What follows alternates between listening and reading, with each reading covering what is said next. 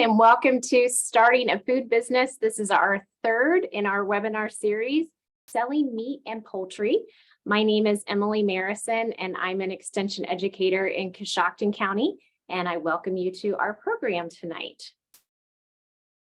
So this, like I said, is the third in our series, and if you by chance happen to miss one of our first two, our first evening was way back in January, and we talked about startup basics.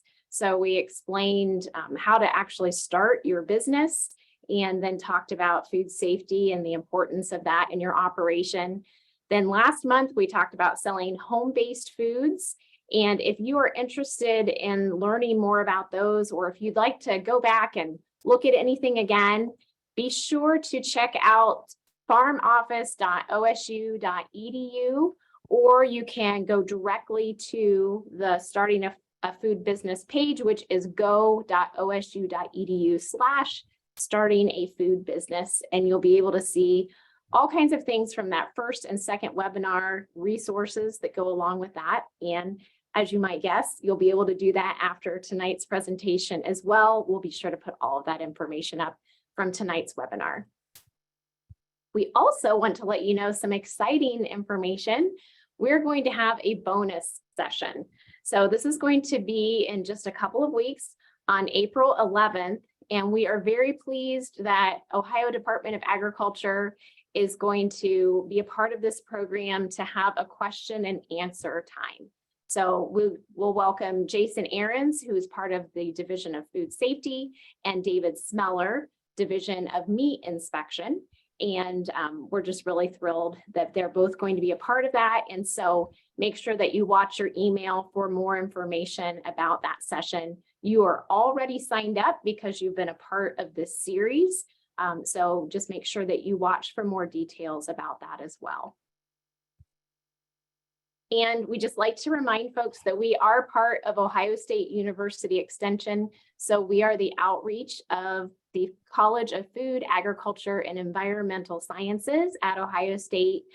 We have many different areas that we focus on, and one of those is agriculture and natural resources, as well as family and consumer sciences. And this is kind of a crossover between both of those areas as we look at having a food business in your home or from your farm. Tonight, I'm very pleased that we have two of our team members that will be teaching, Peggy Kirk-Hall and Garth Ruff. So you would have heard from both of them on our first evening, and then Peggy also taught last month as well in our second webinar. So I know that you will enjoy learning from both of them this evening. So first, we would like to know a little bit more about you. And I'm going to launch our first poll. So this is our first question for you. Are you already selling meat products? So pretty easy question.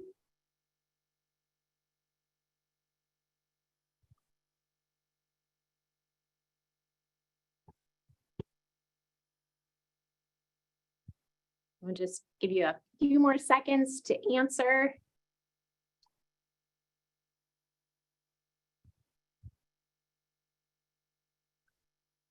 And it looks like at this point, most of you are not already selling meat. So we're hoping that this will give you some good information as you're thinking about doing that in the future. And I have one more question for you all. And that is, for those of you that are selling meat, or we'll say, even if you are thinking about it, right? For those of you that answered no, and you're thinking about this, what animal species would you, if you're not already selling, would you primarily market?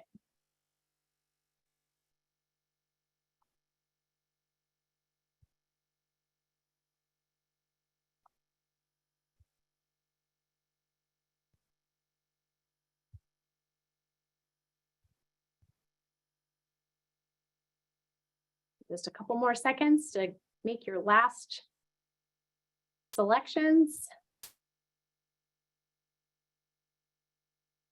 And we'll go ahead and close that. And there are many of you that are interested in poultry. So that is very interesting. And then several, of course, with beef, which is not surprising, but then swine, lamb, and goat is sneaking in there as well, which is near and dear to my heart. So I'm happy to see that as our results. And then we will have some other polls as we go on this evening.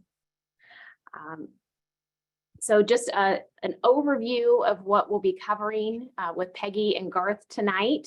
We'll look at licensing and labeling laws, and then we'll get into the meat marketing, specifically talking about yield and pricing.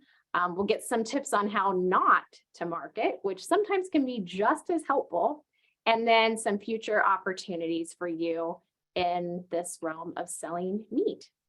And at this point, I will turn it over to Peggy Hall to continue with the program. Thank you, Emily. And good evening, everyone. Happy to have you with us tonight as we talk about this important topic, quite a hot topic these days as we see more and more entrepreneurs getting into meat marketing. So I'm going to start with the topic of those licensing and labeling laws, the legal portion of the program for you tonight. And then Garth will take over from there and talk a bit more about the economics and marketing strategies that he's so proficient in. So what does the law require of you if you want to sell meat? Well, the answer to that question depends largely on what you want to sell and where you want to sell it. And so we were curious to see what you were all thinking about what type of meat you want to sell. Are you going to focus on a particular species? Are you going to sell it in whole, half, or quarter? We'll ask some of those questions later. Do you want to go the individual portion route? And where do you want to sell it? Do you want to sell it right there at the farm where you're raising the animals? Do you want to engage in a farmer's market or to restaurants and hotels and those institutions, grocery markets? Or are you thinking about a delivery type system and a community supported agriculture approach to your marketing? So a lot of these answers to these questions that we're asking of you as you think about your meat marketing business will drive what laws apply to what you want to do. So it's important to think through and really have a good idea of what you want to sell and how you want to sell it.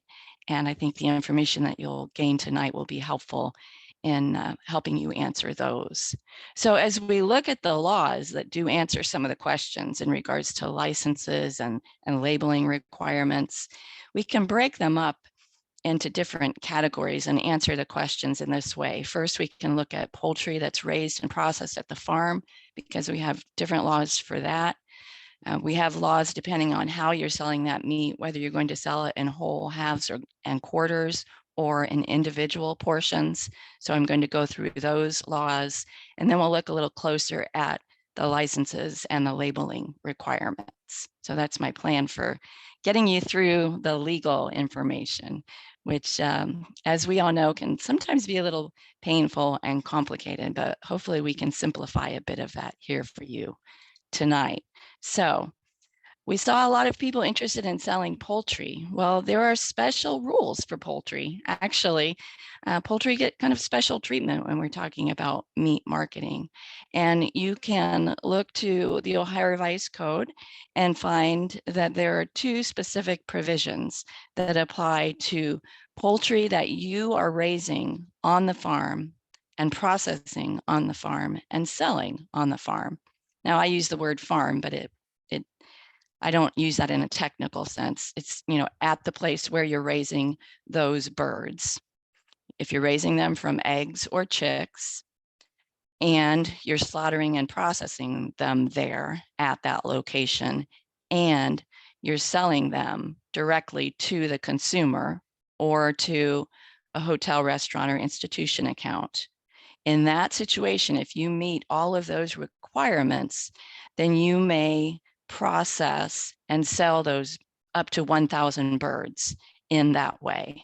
And there is no processor license required for that situation. So that's the first special rule for poultry at the farm where they're raised, being processed and sold there as well, up to 1,000 without a processor license. Now, if you want to go over that 1,000 bird mark, then there's another special rule that applies to larger numbers. So if we're going over 1,000, but up to 20,000 birds, then we look to this rule that requires you to have a custom exempt operator license. So there is a processing license involved when we get to this number, but it's a different type of processing license than we see with other types of meat processors. So if you're in this category, again, where you're raising those birds on the farm or on the property there, where you're also slaughtering and processing them, and you're selling them directly to the consumer or to that hotel, restaurant, or institution account, direct to the consumer of that bird, then you can do them with this kind of lesser food safety approach. And that's because it's less risk in that situation. So up to 20,000 birds will put you in this category. If you want to go beyond that number, then we're talking about the other processing routes that we'll talk about here. So when we think about regulation and these processing licenses that I've already mentioned, we look in Ohio to the Ohio Department of Agriculture. There's a meat inspection division. And what that division is focused on is the wholesomeness of the product. Very, very focused on the processing aspects of the product. We have the meat inspection division at ODA. We also have at the USDA level, the Food Safety Inspection Service. When we're talking about selling that meat as it's been processed, now we're looking at the safe handling and transportation and storing of that meat for that sale. So when we're looking at the sale, we're looking at our local county health department. So two different entities that are involved in this area of meat marketing, ODA and also the local health department. And ODA, not just through the meat inspection division, but we also will have some food safety division roles in this as well. So in Ohio, we have two types of processors. We have the fully inspected processors, often referred also as federal inspected processors. I hear that language interchangeably, but that's going to be the higher level of processing, higher standards, higher quantities. Those fully inspected processors will have that inspection legend that would be on their meat products. So that's one avenue that we go depending on what we're selling. Or we have the custom exempt processor. This is a business that processes meat for the owner of that animal for their own consumption. And so different processing regulations that apply in that situation. Meat coming from a custom exempt processor is going to have a different marking, and that mark is that it's marked not for sale on the package. So you can look at a package of meat and know whether it came from a custom exempt processor or a fully inspected processor based upon those markings on the packages. We have quite a few facilities in Ohio in the custom exempt category. There's 76 of those. And we also have many fully inspected facilities, around 184, and then another 40 that are under that FSIS category. We have poultry, red meats, a lot of different activities going, and you see the map here. There's an interactive map on the ODA website that can help you locate those processors as you plan decide where you're going to take your animal. And Garth will be talking more about that processing part of marketing in his section later on here in the webinar. So we talked about poultry and how they have some special rules if you're selling poultry that you've raised on your property and processing it there. So now let's turn to another category, and that is if you want to sell meat either by the whole animal, a half, or a quarter. Then we have the option of taking that to that custom exempt processor that I mentioned. So you can use that processor for that situation. And you, oh my goodness, my timing, I'm sorry, my timing's messed up. Let me just get through those. There we go. Whoops, sorry. The processor must label that meat that you take to that custom exempt processor with that not for sale tape or logo, as you see here on the label. And any meat that is marked in that way, you cannot sell in individual portions. It has to go to that person who bought that share of the animal. If the buyer picks that meat up or you deliver it in its frozen straight directly to them, then and you're not storing it at your farm or your property and holding it for them, then there's no sale license that's necessary in that situation. So you don't need a license for delivering or that customer picking it up from that custom exempt processor. If you want to go pick it up and bring it back to your farm or property and store it and hold it there for that buyer of the animal, then you're going to need a license for that. We'll talk about that in a moment. And it's important to know too that the law says in regards to selling meat in this way that you can't sell less than a quarter of an animal. Or another way to say it is that you can't have any more than 4 owners of that animal that you're selling. So the quarter is the minimum amount that you can sell through this custom exempt processor approach. If you want to go on to sell in individual portions, then you're going to have to go to that fully inspected or federally inspected processor, someone who holds that license from ODA. And if you want to then store those individual packages at the farm or at your property location and hold it there for later sales, you will need, this is where the sales aspect comes in. You'll need that warehouse registration license to hold that product for sale once you've brought it back to the farm from that fully inspected processor.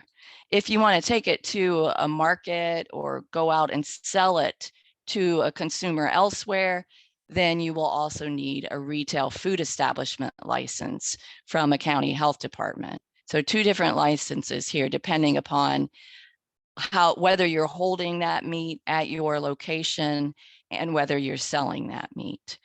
Storage requires the warehouse registration. Selling requires the RFE or retail food establishment license, one from the state, the other from your county health department. And then also, if you are thinking of transporting the meat around in a freezer, a transported freezer situation and selling it that way, there's a special mobile retail food establishment license that would come from the county health department for that situation. So a couple of different license options depending upon where you want to sell that meat. And if you're storing or holding it for a period of time, that additional warehousing registration that's required. So as we look at the warehouse registration, that is going to be through the Ohio Department of Agriculture. This is the one where the Food Safety Division comes in to the meat situation. So it's going to be from ODA Food Safety. If you're on their website looking for this particular registration, it's referred to generally as registration. And you can go to that webpage. You'll find throughout ODA's website access to this form that's called a request for inspection. So you would complete that form and submit that to ODA in order to have that inspection of your warehouse facility where you are storing your meat. So some of the provisions that are going to kick in there as far as how you hold and store that meat, you can't have the freezer inside the house, but you can have it out in a barn or a separate garage or a separate building. And we're looking for safety in that storage area. So that area has to be clean and free from pests, insects, chemicals, those kinds of things that could cause contamination of that meat product. The 41 degrees, keeping the meat at that 41-degree temperature is required. And there will be a fee for this warehouse registration. I believe it starts at $50, but then depending on the square footage of your warehouse, it could go up. In most situations, we don't have huge meat lockers that we're dealing with here. So not going to see a huge increase in that fee for our meat freezers. This is the same request for inspection that we talked about last month when we were talking about home bakeries. And this would also apply if you're going to be dealing with eggs as well. So a lot going on here for that request for inspection. So in order to sell the meat then we turn to the county health department and the retail food establishment license. And you'll either need the RFE or the mobile RFE, depending upon how you want to sell that meat. So this is going to be from your county health department. You only obtain one, and it's applicable in any other county. Sometimes I hear from people and they say, well, my county said I have to get one from them. No, Ohio law says that one RFE from one county has to be honored in any other county of the state. So you only need one RFE, but it is an annual licensing process that you need to go through and renew every year. So a lot of people will ask, well, what do I need to do to prepare for that inspection? What I recommend is go to your specific county and look at what they provide you, because there is variation from county to county in what kinds of resources or even how they present the application and the steps that they want you to work through. They're all working from the same laws and regulations. They just sometimes tend to present it differently and maybe give different explanations of those criteria that they're looking for as they review your application for the RFE. So it's really best to go directly to them, maybe start with their website, see how they're going to walk you through that process of getting your RFE and making sure that you are handling that meat safely. So that's something that I encourage you to do. Just talk with your county health department. You see an example here from Pickaway County that they have a nice website, a lot of helpful information where they just kind of lead you through. Here's your application. Here are the steps we want you to take. Here's what we want you to submit. And so you need that guidance from your county health department. There is the requirement, of course, again, that temperature control is in place and that you are maintaining that meat in its frozen state at 41 degrees. Now, if you want to work with a mobile unit, that's also going to be with the county health department, very similar process. It's just called a mobile retail food establishment license. And because that meat could be out for longer periods of time, a little bit more risk there, there's a commercial equipment required for that type of RFE license. So just be aware of the differences there. Again, these requirements are not onerous. It's just going to the right license and making sure that you're getting what you need based upon how you want to market your meat product. We also have to think about the meat labels. There are laws, of course, that address meat labels. And if you are in that processor situation where you're going to that fully inspected facility, that facility already has a pre-approved label that it uses for its purposes. And so you may sell under that processor's pre-approved label.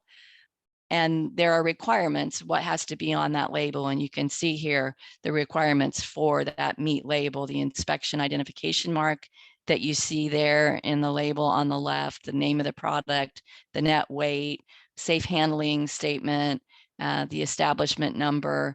If it's a processed product, then you're going to have some ingredient listing, all kinds of requirements. But what is nice about working with that fully inspected processor is they're very aware of labeling, and they may already have that approved label and know how to properly label your product for you.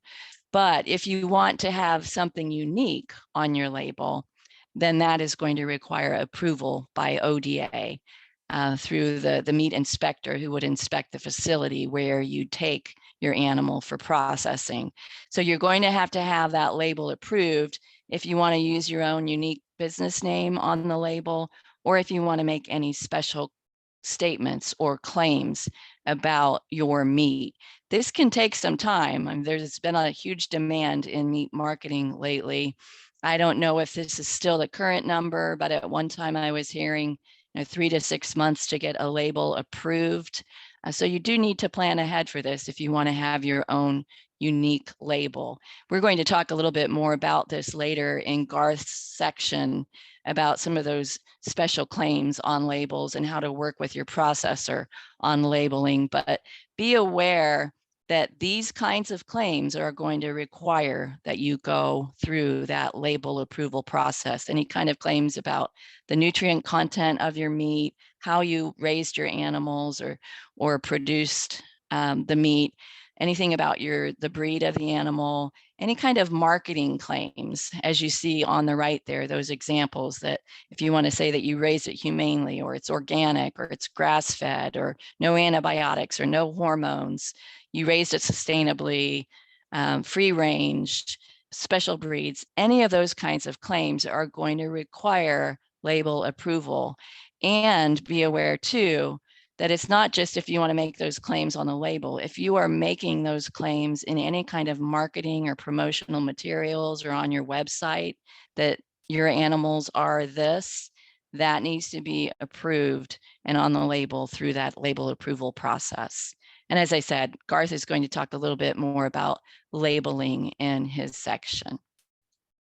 So with that, I will now turn it over to Garth. He's going to cover quite a bit on economics and processing options and running through those important numbers that we need to be aware of as we think about marketing meat. So Garth, are you there? There you are, I see you. Thanks, Peggy. I think Emily's got a few questions here. Yeah, we've had several that have come through in Q&A, and I thought it might be helpful just to address at least a couple of those, and then Okay. we'll move over to Garth. One question that came up was, do the rules about selling whole, half, or quarter apply to poultry or just to quadrupeds? Well, that is a good question. Actually, I'm not sure I know the answer to that question. Do you, Garth? I'd have to look. Let me check on that as we. I've never had that question asked about poultry. It's always the larger animals that we're talking about. So let me look that one up while Garth is speaking, and I'll have an answer for that.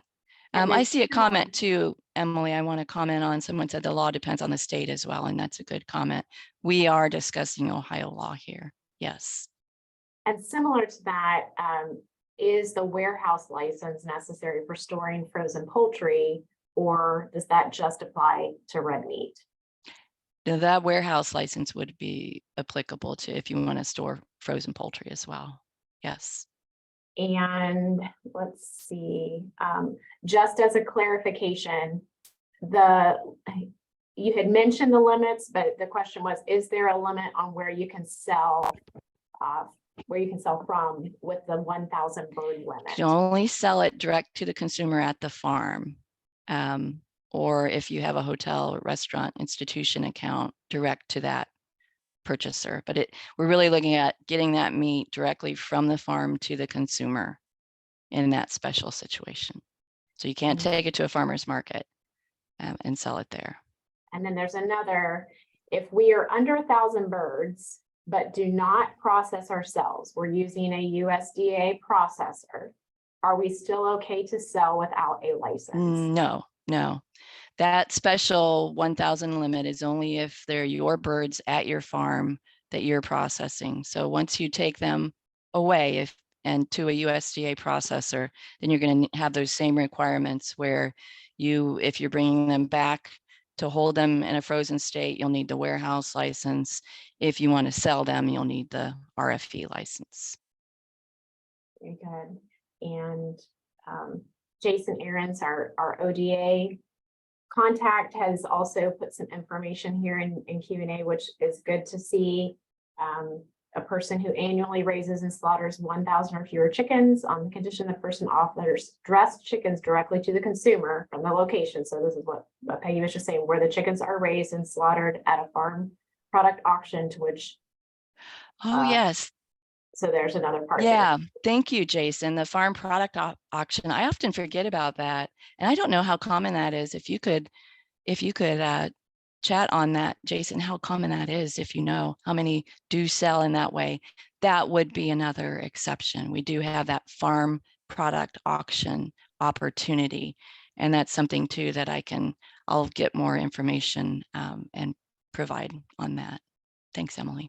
And then there are a couple things that are on here, but I think we'll go ahead with Garth, and some of this may get addressed as we go through with him. And if not, we'll make sure that we catch that before we finish. All right.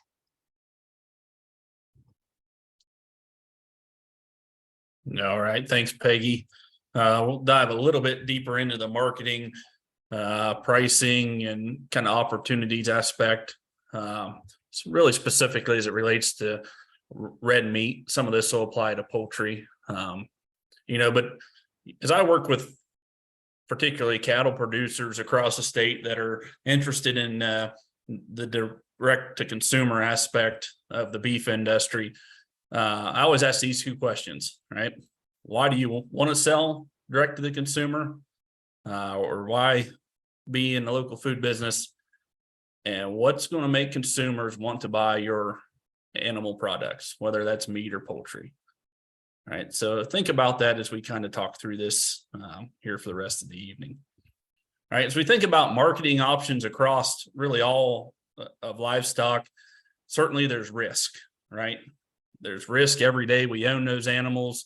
There's price risk, right? We don't necessarily control the markets. We do have some control over that in a direct marketing scenario, right? But as we think about risk, selling retail cuts, in my mind, is certainly one of the higher risk marketing avenues, right? Because not only do we have to manage quality, which is part of every option on this screen, we got to be able to manage things such as inventory, throughput, planning animals, those type of things to be harvested. You see, freezer beef, I really consider that a wholesale option. That should be pretty low risk, right? If we don't know our cost of production, that's the key to wholesale meat marketing. Selling whole halves and quarters, we need to know our cost of production, figure out what margin we want to make, and just tack that on. That's pretty low risk. When we think about profit potential, marketing, and I'll call them retail cuts, I think Peggy called them individual portions.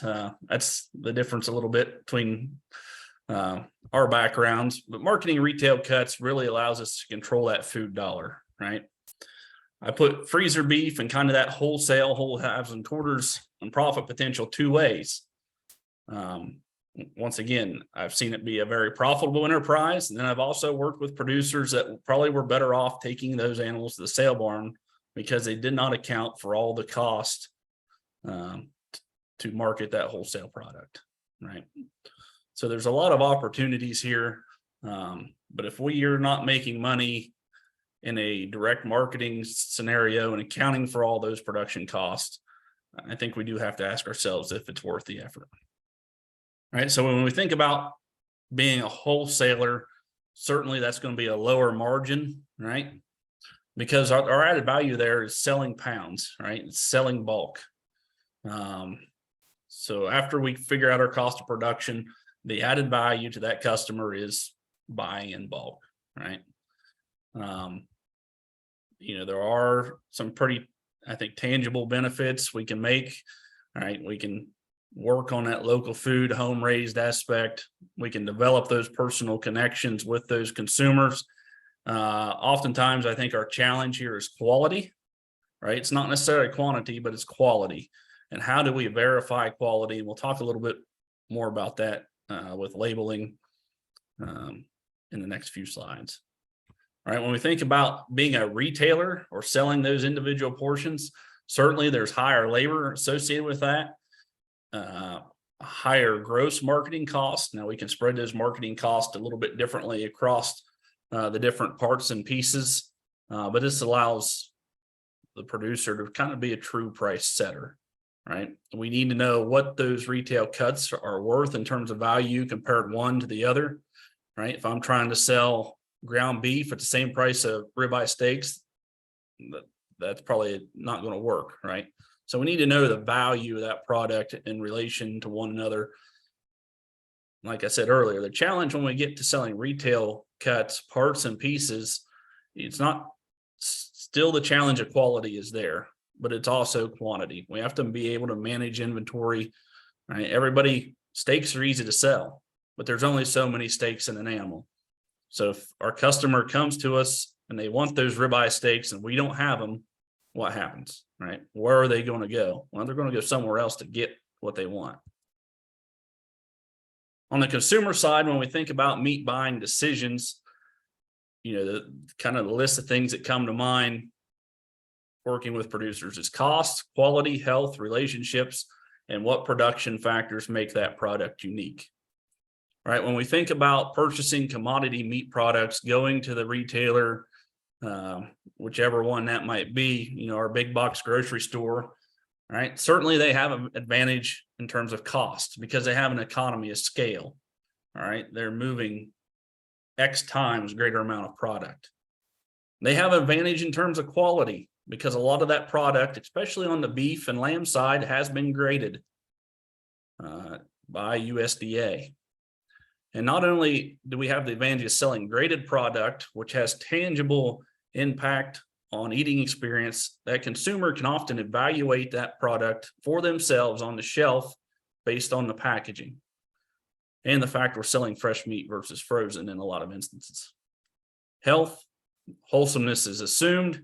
Relationships, certainly not often. Production factors, what makes that product unique, becoming more so as what we see starting to appear on labels through verified processes. All right. Why consumers purchase direct from the producer, right? Cost should not be a primary reason here. All right. And I get the question, well, what about freezer beef? The value there is bulk, but on a price per pound comparison, that shouldn't be the driver.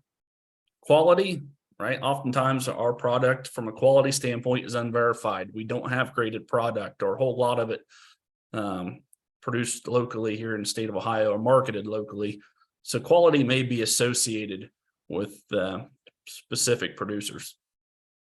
Health, certainly wholesomeness is a given, right? Especially in an inspected product, but there might be some perceived advantages there from purchasing local product. Relationships, that's really where we need to hang our hat in a direct marketing scenario. Production factors, perhaps, right? What type of production factors make your product unique compared to your competitor?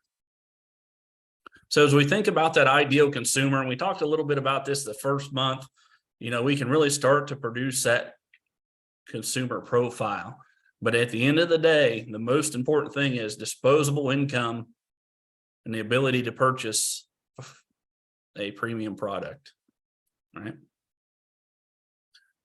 And this is a definition I've used for a good while, and I really think it's a good one as we think about, using local foods to fill a niche, that have certain attributes not found in traditional commodity meats, which some, keyword here, some groups of consumers prefer, see value in, and are willing to pay a premium. Right. And you can see there in the second paragraph, they give some examples, but, where we can capture some of that disposable income for those folks willing to pay a premium, it's really where we need to focus our effort in terms of customer acquisition. Emily, do we have a processor pool here?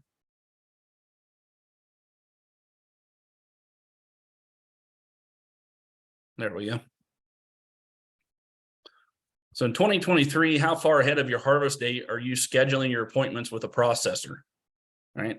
This is a question that certainly, I think there's been a lot of discussion, a lot of interest in, especially with the increased demand for local processing, local meats during and since COVID. So just curious, right? Is that wait time been reduced any? We still looking far in advance?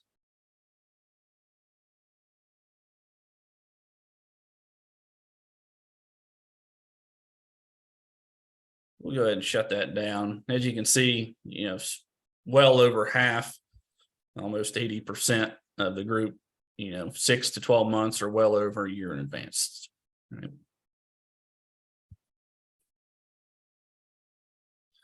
But as we think about working with that processor or working with a processor, having a relationship is of utmost importance, especially if we're going to sell retail cuts, right? Because what the big packers, commodity retailers have to their advantage is consistency of product. Not only consistency in terms of quality, that relies on us or on you, the producer, but consistency in fabrication, harvest, and cutting, right? So as we develop that relationship, establishing cost, establishing throughput, and working on consistency, I think is absolutely key, right? Figure out what their carcass cutting yield is for your particular product. We'll talk about carcass cutting yield as an opportunity as part of the price formula. Is there opportunity to develop new products? So we think about value added, right? Think about convenience, think about different forms and flavors. Oftentimes we talk about bratwurst, link products, beef jerky, some of those type of things to add value to that carcass. Now, I say we need to work on consistency, certainly with a processor. And one of the challenges that I see across the state is a lack of consistency when we work with more than one processor, right? So here's 2 cutting sheets that I just had laying in the office from 2 different processors in Central Ohio. Notice the differences, right? Some of them have different default options. Some of them list more options than others. So as we think about utilizing multiple processors, that kind of becomes a challenge in the grand scheme of things. Maybe we use one processor for our custom exempt product and one for our inspected meat products. But as we're going to work between processors, especially to produce retail cuts, we got to think about consistency, not only from one animal to the next, but one processor to the next. So Peggy talked a little bit about labels from the legal standpoint, and I'd certainly encourage you all to look at this FSIS fact sheet on labeling claims, what can and cannot be put on a label, and what claims require verification prior to using those claims on your label, right? We've seen these examples. Here's kind of the example label that FSIS uses in that fact sheet. How many label claims do you see on this particular label? All right, take a good look at this. They really throw the kitchen sink at this particular label. Things such as the organic seal. They define free range, right? It's never confined to a feedlot. You can see claims about added antibiotics and hormones administered. Source verification, that's going clear back to the time that calf was produced or calved on the ranch. Some third-party verification claims. There's a whole host of them there. Breed, Angus, right? So the key here is whatever we put on a label, we got to be able to verify it, right? The label is designed to inform our customers. We don't want to mislead or confuse them as they make meat buying decisions. We think about quality. I've talked a little bit about quality and how oftentimes we don't define it because our product isn't graded. So we think about production factors that we know that impact quality. There's a recording there from a previous program on the beef side of things where we talked about how genetics, nutrition, management, all those things from an animal management standpoint impact beef quality. Probably the biggest error, and I don't think it's ever intentional, when I see folks promoting their local product, right, we're utilizing those label claims that have no verification because the product's not graded by USDA. Right. So if I don't have a graded product, I can't use the terminology like choice, prime, certified Angus beef as examples. Right. We can use Angus beef, right, if our beef's from Angus cattle. But we got to stay away from some of those verified programs and be careful how we try to quantify quality when we can't use words such as choice and prime. There's a few plants processors here in Ohio that do have a grader. I think you got to ask yourself, can you justify the price point of paying that grader to come in and evaluate your product? And like I said, currently we have limited capacity for that here in Ohio. Emily, do we have another poll question? Trying to think where. Yes, we can do meat cuts for marketing or marketing strategy or both. Yeah, let's fire them both up there. One of them's pretty simple. So how do you most often market your meat, or how would you envision marketing your meat if you're not doing so already? Right, those wholesale options, wholes, halves, and quarters. The retail cuts, see a lot of interest in box packages. I think in our April 11th bonus session, we'll try to address some of those questions that involve shipping meat and those type of things.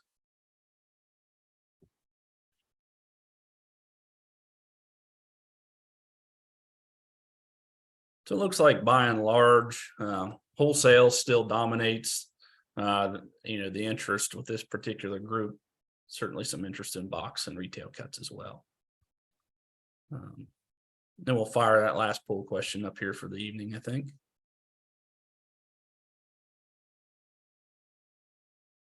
Yep. So what marketing strategy do you use, or do you plan to use in marketing your meat products?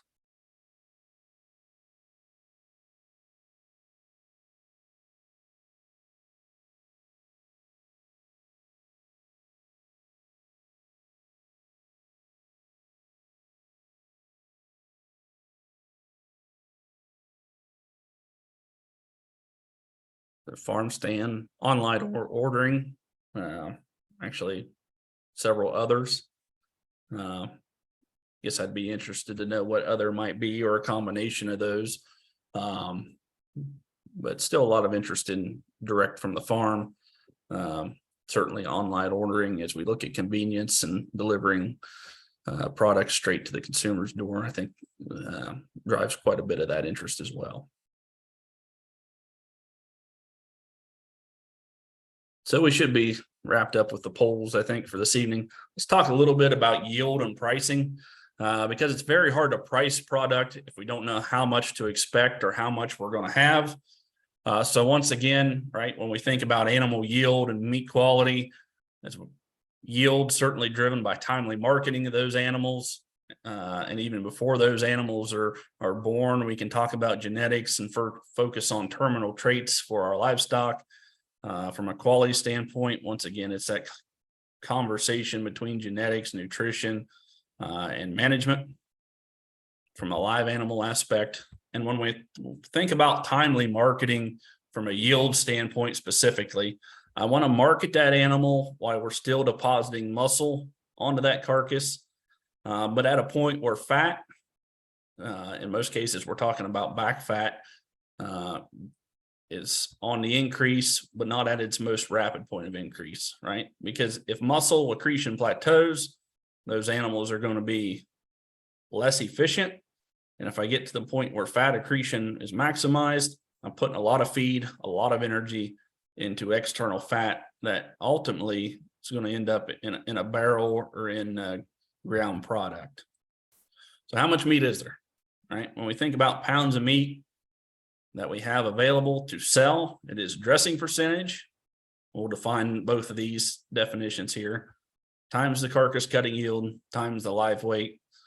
So a little bit of algebra as we've kind of wrapped things up here this evening.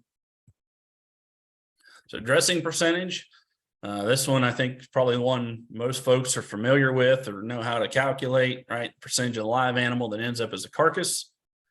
So carcass weight divided by live weight times 100. So my 1,250 pound steer that yields a 775 pound carcass at a 62% dress. All right. I put a range of dressing percentages on here for most of the species. Just be aware that we can highly affect dressing percentage by the gut feel of that animal, especially ruminant animals, the amount of muscle those animals have, the amount of fat, the amount of manure, mud on the hide, length of wool, right? So when we think about dressing percentage, and I always use these two pictures of these pigs, right? Which one of these pigs will we expect to have the higher dressing percentage, right? So it all comes back to, we got to remember that fat stays with the carcass. Which one of those pigs are certainly fatter, right? So as we add fat, we tend to increase dressing percentage. Now, red meat yield from those two pigs, I think we can make the case that the bottom one is going to yield the highest percentage of lean product. Cutting yield, percentage of the carcass that ends up as sellable product. So the pounds of meat that we have in a package divided by carcass weight times 100. Oftentimes you'll hear us refer to percent boneless trimmed retail cuts, right? That's truly red meat yield, taking bone out of the equation. Once again, factors that affect cutting yield from an animal standpoint are fatness, muscling. From a processing standpoint, if I have bone in versus boneless product, right, that's going to affect the yield, the weight of the package, the amount of fat remaining on meat cuts. If I trim steaks to 1/4 of an inch versus 1/2 an inch, those type of things. Leanness of a ground product. If I have 90-10 ground beef versus 80-20 ground beef, my yield on the 90-10 ground beef probably should be lower. So I encourage you to think like a processor. What's not used gets oftentimes put in a barrel and the processor pays to ship away. So it's a delicate balance of trying to maximize yield and optimize consumer expectations. Talk about some species specific examples here. Well, I have 5 1,250 pound steers. You can see I've increased dressing percentage by increasing carcass weight. If all those animals have the same amount of muscle, in reality, what all I've done here is increase the amount of back fat. So further justifying that timely marketing here is important, right? As I increase the amount of fat on those animals, my percent cutability, right, from a percentage basis is reduced. And my pounds of boneless trimmed or red meat yield is also reduced, right? All we did was add fat to those animals.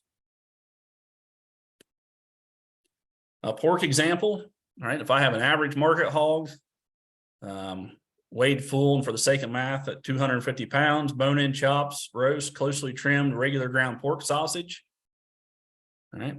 I have a 72% dressing percentage. I have a 74% carcass cutting yield, right? And you'll have to work with a processor and process several head before you'll get an idea of what this number is. Times the live weight equals 53%, right? 53% times 250, I yielded 133 pounds of sellable product. You can see the different examples here. We went to boneless chops, lean ground pork sausage. So that pig still dressed 72%, but my cutting yield was reduced, right? Because I got rid of the bone and I made that product leaner. There's an example of a very fat pig where we increased dressing percentage, but light muscled, boneless chops and roast. and we've reduced our carcass cutting yield based on that example. Lamb, kind of a similar story. You can see how if we change dressing percentage, especially on sheep and goats, has a great impact on how much sellable product we have at the end of the day. From a dressing standpoint, keep in mind goats tend to be equal or lower yield than lambs. As we think about selling that product out the back end, right, we still have some seasonal items, and I would make the case that maybe not as seasonal as they once were. Right, we think about brisket, barbecue season, roasts tend to be a winter type thing. Ground beef, depending on how much we have, steaks, easier to market.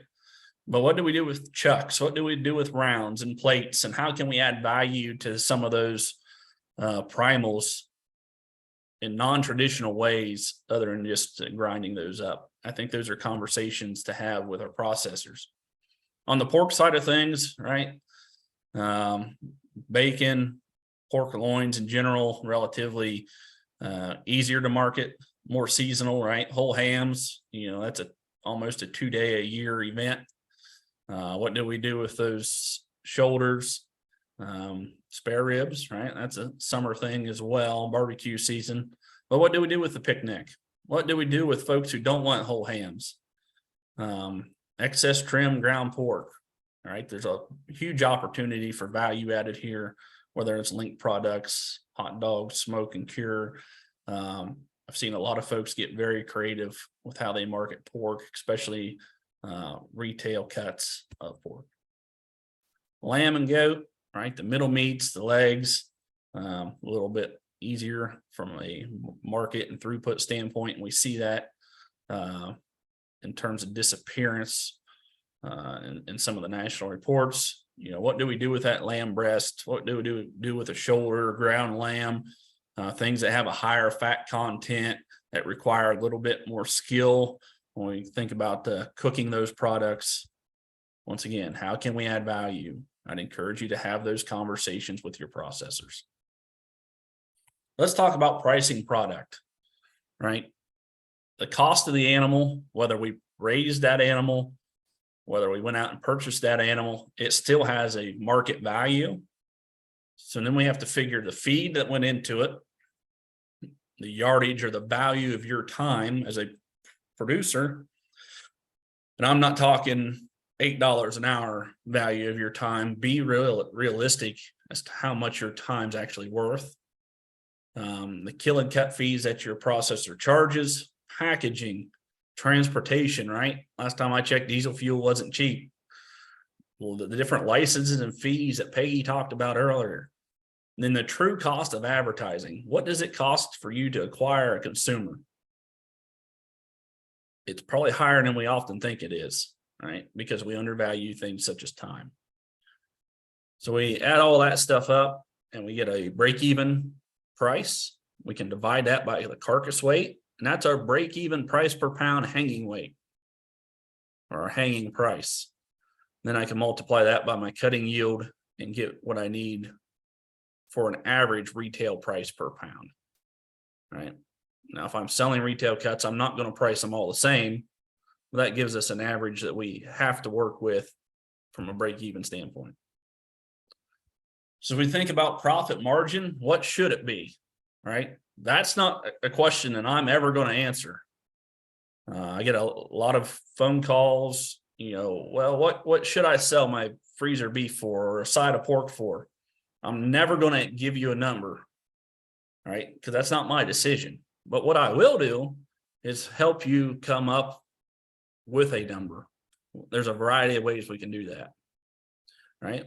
When I put profit potential and I put freezer beef and wholesale meats on the bottom there, that's when I run into those I can't charge more than a grocery store mentality, right? Type of things. Or I've often what happens is I have this beef hanging and it's not sold, right? So then we back down on price. And that's kind of where we get into that pickle. But knowing your target market will allow you to know what price your product can demand, identifying that target consumer. I can tell you on the retailer side, a lot of their margins are somewhere around 30%, right? They're selling shelf space. And don't forget, we can use price to differentiate quality in products. So I'm not going to get a whole lot into each and every one of these reports, but there's a lot of useful tools that are publicly available from USDA to help determine price. On the more wholesale side of things, if we think about whole carcasses or primals, right?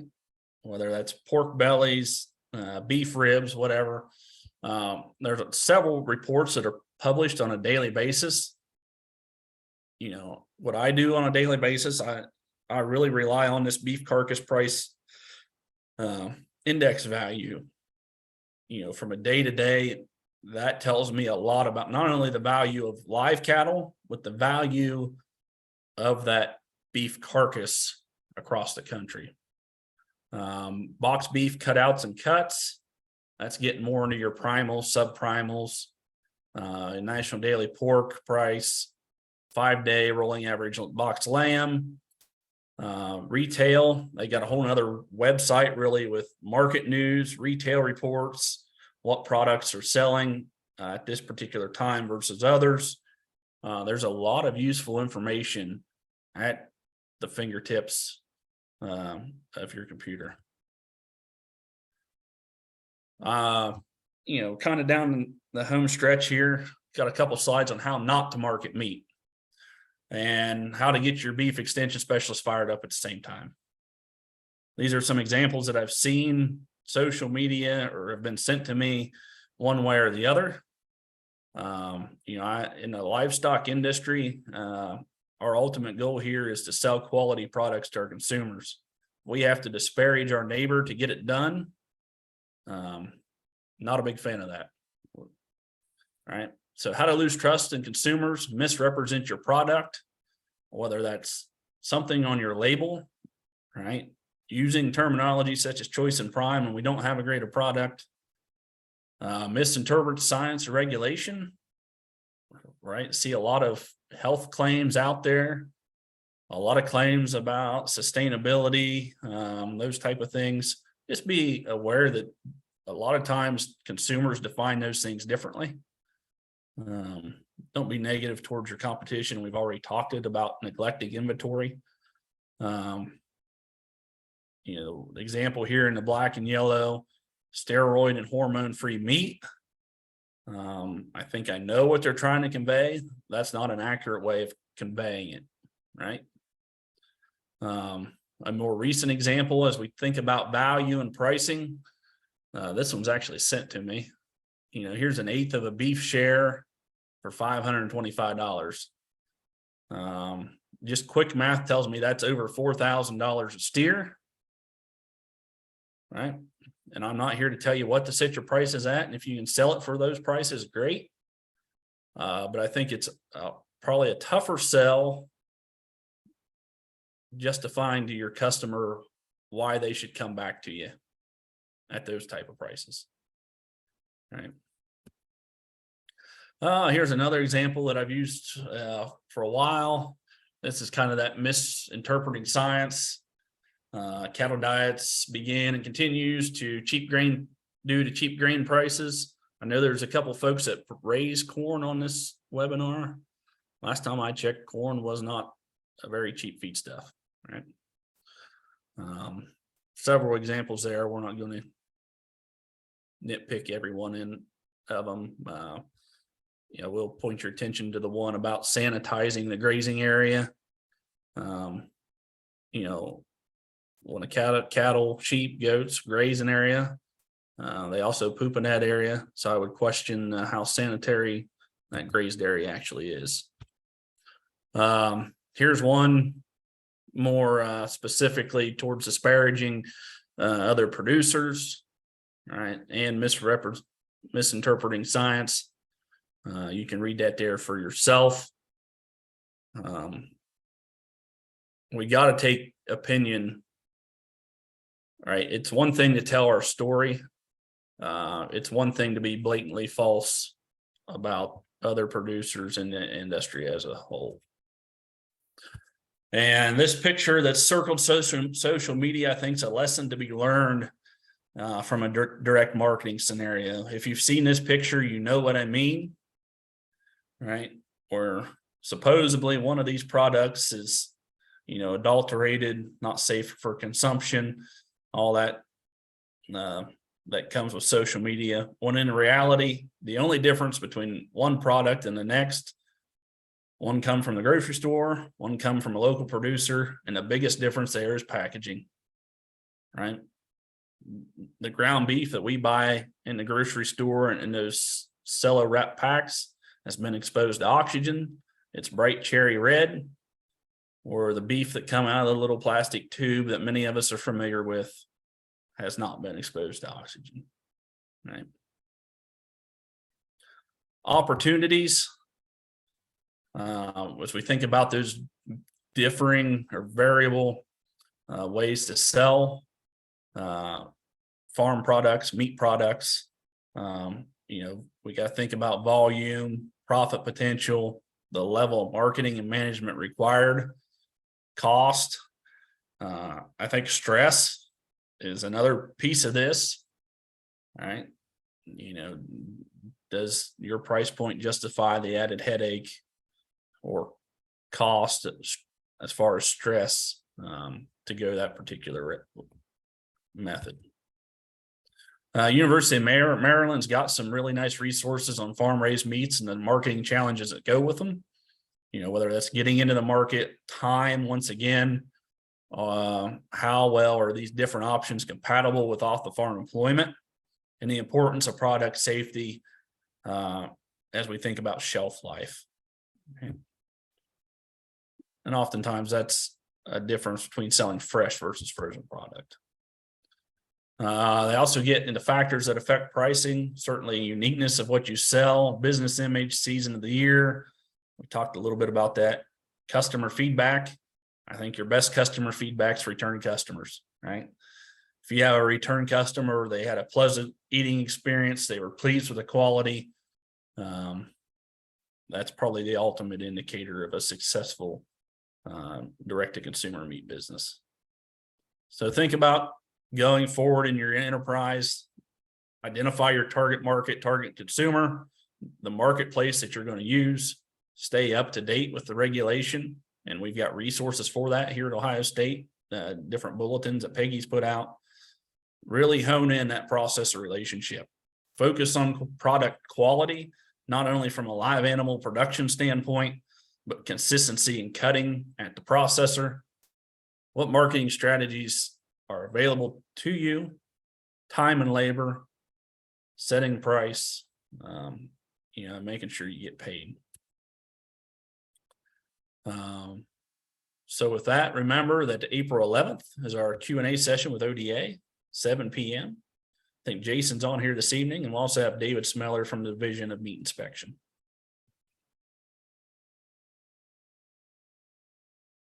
Okay, Garth, we had a couple of questions come through, and one that I'd like for you to address. Someone had said, is it extra difficult to set up a processing business? Seems like there's room in the market for more processors. Am I missing something? That's kind of the $1 million question. To one extent, yes, it is very difficult to start into the meat processing business if you don't have the skill set to do so. Certainly there's resources available to help along those lines. As far as room in the market for more processors, I strongly encourage folks, if they want to investigate that route, have some conversations with us, because I think oftentimes we underestimate the cost of those facilities, especially new ones. And then labor continues to be a challenge, right? You've got to have people show up to work. I think there's a lot of opportunity, and here in the state of Ohio, we have made significant investments into current processors and expanding their capacity. improving their efficiency. I think we're probably more inclined to go that route, build upon what we have.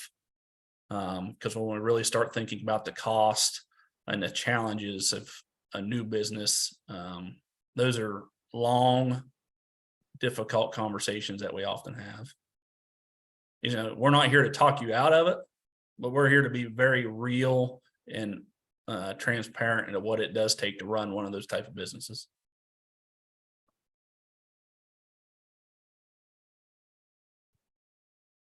And then there was another question that I partially answered, but I wanted you to weigh in on as well, Garth. And that was about commercial, like when they say commercial equipment, what kind of requirements might that be? My response was some variation from county to county, but I wanted to have you respond to that as well. Typically, we're talking about refrigeration or freezers. You know, and that county to county difference, farmers market to farmers market, within county differences. But yeah, typically when we talk about commercial equipment, we're talking about refrigeration or freezers.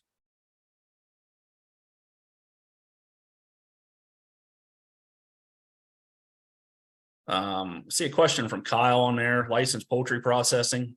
I'd refer you to that ODA map. You can sort by poultry or red meats, and find those sources as well. Yeah, as far as poultry, you're really looking at just a very small handful. Yeah.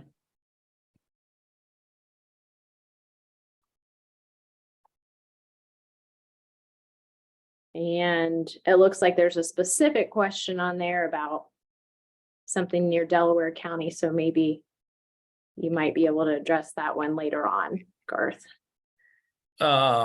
Yeah. They have our contact information. Or was it on the first slide?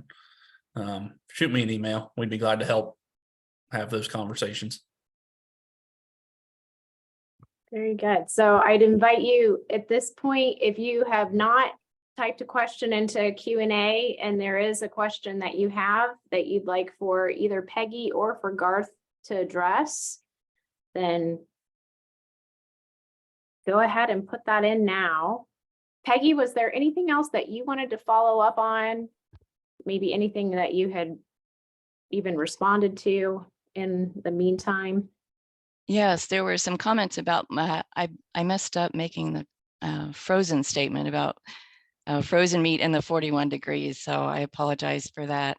Yeah, frozen meat must remain frozen. The 41 degrees is if you're holding it that refrigerated temperature. So I apologize for that misstatement that I made.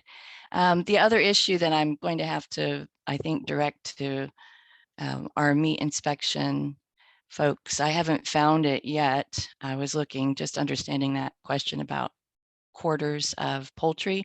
I am assuming that that applies, that you can't sell through a custom processor any less than a quarter of the animal.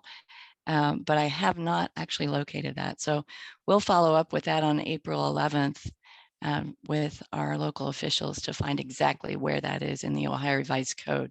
Many people have been asking, where can I find this in the law? And unfortunately, that is probably one of the most difficult questions to answer, because these provisions are scattered in several different parts of the Ohio Revised Code and the Ohio Administrative Code that contains our regulations. And so many times you have to piece several different things together. And so it's not easy to say, oh, you know, go here to this section if you want to know how to sell poultry, because there are different parts scattered throughout. And that's something that we're working on here, our team, to give you those resources that help put all those different parts of the applicable laws together for you. But I have sent many people to ODA's website where they do organize under their respective divisions the laws that apply to them. So that's really helpful. And I think that's it, Emily. All right, thanks, Peggy. So as we head out this evening, Garth already mentioned, we've got our extra bonus webinar coming up on Tuesday, April 11th. So we really are thrilled to have ODA do this Q&A with ODA on April 11th. Just excited to be able for you to ask those questions directly to our food safety division and also to the Division of Meat Inspection. And with that, then, we thank you for joining us. This has been just a great experience for all of us. And I want to give a shout out to Nicole Arnold as well, who's part of our team. Not an active presenter tonight, but certainly has had a huge role in the webinar series. And we definitely appreciate your survey responses as you exit. So when you leave, you'll be prompted to respond. And this helps us, one of the ways that extension functions is through grants and other means to fund the projects and the programs that we do. And one of the ways that we get those grants is by being able to show that what we do makes a difference. So as you do those evaluations, we're able to capture more data. It means that we're able then to increase our funding to be able to offer more programs. So what you're doing is really helping not only yourself, but others in the future. So we really appreciate you responding to our evaluation as you exit. Again, if you have any questions, be sure to reach out to us as team members. Look for that email to be coming most likely tomorrow with the follow-up information, the resources and links to this final webinar. And we look forward to seeing you on April 11th for our Q&A with ODA. Have a great evening.